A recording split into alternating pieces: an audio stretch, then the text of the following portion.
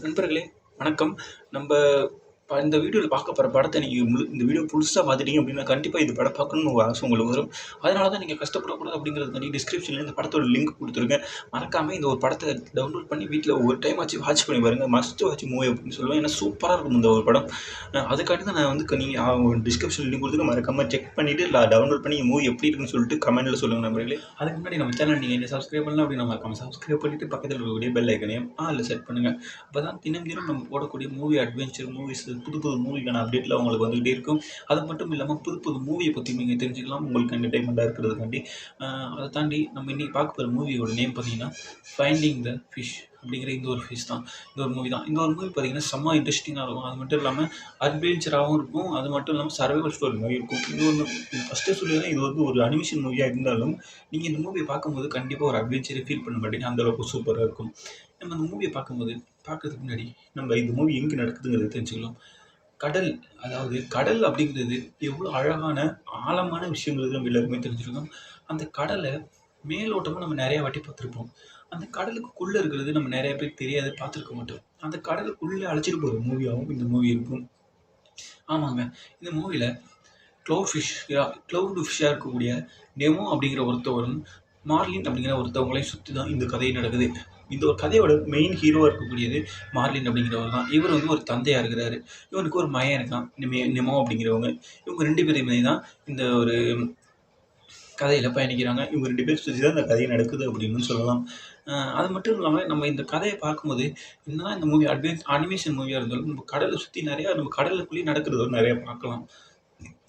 அதுக்கப்புறம் என்ன பிரச்சனை அப்படின்னா, நெமோவுக்கு ஒரு ஃபிசிக்கல் ப்ராப்ளம் இருக்குது. அதனால் அப்படிங்கிற ஒரே ஒரு காரணத்தினால மார்லின் பார்த்தீங்கன்னா நெமோ ரொம்பவே ஒரு பயத்திலே இருப்பார்.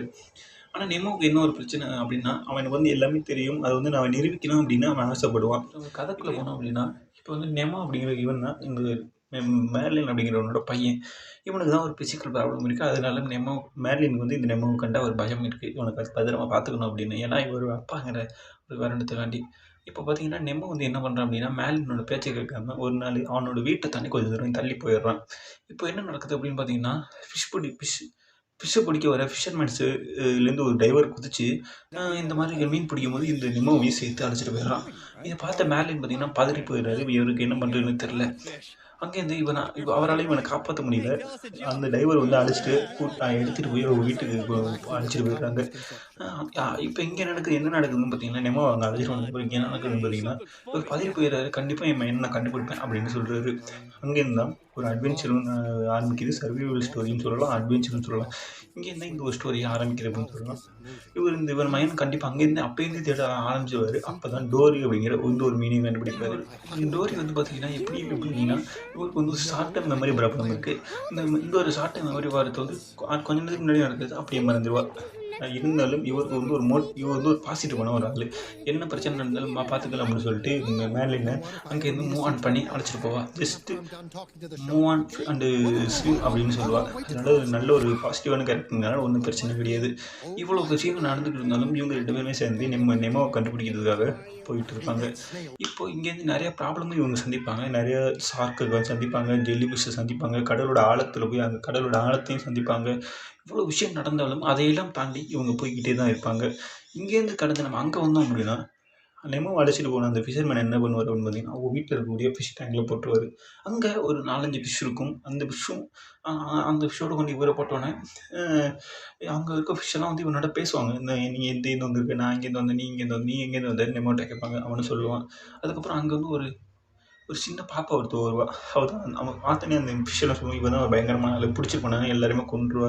இதுக்கு முன்னாடி ஒருத்தனை பிடிச்சிட்டு போனா அவனே கொண்டுட்டான் அப்படின்னு இங்கே இதெல்லாம் நடந்துகிட்டு இருக்கும். இப்போ அங்கே இதெல்லாம் நெமோ இருக்க இடத்துல இதெல்லாம் நடந்துகிட்டு இருந்தாலும், இப்போ மேர்லின் இருக்க இடத்துக்கு வந்தோம் அப்படின்னா, மேர்லினும் டோரியும் பார்த்தீங்கன்னா ரொம்பவே கஷ்டப்பட்டு அவனை எப்படி கண்டுபிடிக்கிறதுனே தெரியாமல் போராடிக்கிட்டு இருப்பாங்க. இப்போ இந்த ஒரு நேரத்தில் என்ன நடக்கும் அப்படின்னு பார்த்தீங்கன்னா, இவங்க வந்து என்ன பண்ணுவாங்க அப்படின்னா, இந்த மேர்லினும் இவங்களும் இந்த கடலில் வந்து இந்த சாக்கடை தண்ணியெல்லாம் கடலில் வந்து கலக்கும் தெரியுங்களா? அந்த வழியாக நம்ம போனோம்னா, நம்ம அந்த வழியாக போயிட்டு நெமோ இருக்க வீட்டுக்கு போயிடலாம். அங்கேருந்து நம்ம வந்து மேர்லினும் இவங்களும் இது பிளான் போடுறாங்க. அங்கேருந்து நெமோ வந்து அங்கேருந்து குதிச்சிட்டோம் அப்படின்னா, நம்ம 3 பேருமே சேர்ந்து திரும்பி கடலுக்கு வந்துடலாம் அப்படின்னு ஒரு பிளானை போடுறாங்க.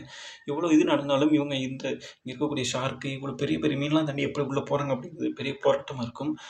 அதுக்கப்புறம் அங்கேருந்து நெமோ போய் இடத்துக்கு போனோம் அப்படின்னா, அவன் வந்து பெரிய ஒரு அக்வேரியத்துக்குள்ளே மாட்டிக்குவான். அந்த அக்வேரியத்தில் மொத்தமாக 5 பேர் இருப்பாங்க. அந்த 5 பேரும் இவனுக்கு ஒரு புது நண்பர்களா இருப்பாங்க. இவங்கலாம் பார்த்தீங்கன்னா, மேலே இங்கேருந்து நம்ம என்ன புரிஞ்சுக்கலாம் அப்படின்னா, கதையில மேர்லின் மட்டும் நெமோவ தேடுறதுக்காண்டி கஷ்டப்படல. நெமோவும் தான் எப்படி தப்பிக்கலாம் அப்படிங்கிறதுக்காண்டி கஷ்டப்படுறான் அப்படிங்கிறது கதை காட்டும்.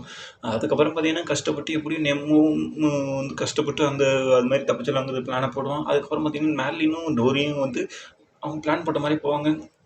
கடைசியில் நெமோவும் கஷ்டப்பட்டு எப்படியும் அந்த இதுக்குள்ளே குதிச்சு 3 நெமோவும் மேர்லினும் சேர்ந்துருவாங்க. இப்போ கண்டிப்பாக வந்து 3 பேருமே வந்து திரும்ப கடலுக்கு வந்துருவாங்க. கதையும் ஸ்மூத்தாக முடிஞ்சிடும். என்னதான் இது வந்து வெளியேருந்து பார்க்கும்போது ஒரு மீன்களுக்கான படம், அனிமேஷன் படம் அப்படின்னு நம்ம பொம்மை டிவி படம் அப்படின்னு நம்ம நினச்சாலும், இங்கே ஒரு படத்தை உள்ளே போய் நம்ம பார்க்கும்போது ஒரு அப்பா மகனோட அளவில்லாத அன்பை நம்ம பார்க்க முடியும். அது மட்டும் இல்லாமல் ஒரு சின்ன பையன் வெளியில் மாட்டிக்கிட்டா எப்படி தப்பிச்சு வரணும் அப்படிங்கிறத எங்கே பார்க்கலாம். அது மட்டும் இல்லாமல் இந்த படம் வந்து ஒரு பேரண்ட்ஸுக்கான ஒரு படமாக இருக்கும். ஏன் அப்படின்னா, குழந்தைகள் வந்து பேரண்ட்ஸ் பார்த்துக்கிறது மட்டும் இல்லாமல் அவங்கள நம்பணும் அப்படிங்கிறதையும் முழுசாக இந்த படம் நம்மளுக்கு சொல்லும். இந்த ஒரு படம் எப்போ ரிலீஸ் ஆச்சு அப்படிங்கிறத நம்ம பார்க்கும்போது, இந்த ஒரு படம் வந்து கிட்டத்தட்ட 2003 வெளிவந்திருக்கு. இந்த படத்தோட பட்ஜெட்டுன்னு பார்த்தீங்கன்னா வெறும் 94 மில்லியன் தான். அதாவது வெறுமனே வந்து நம்ம பார்க்கும்போது வெறும் 94 மில்லியன் தான். ஆனால் இது படத்தோட பாக்ஸ் ஆஃபீஸ் கலெக்ஷன் கிட்டத்தட்ட 940 மில்லியன் அமெரிக்கன் டாலர்ஸ்.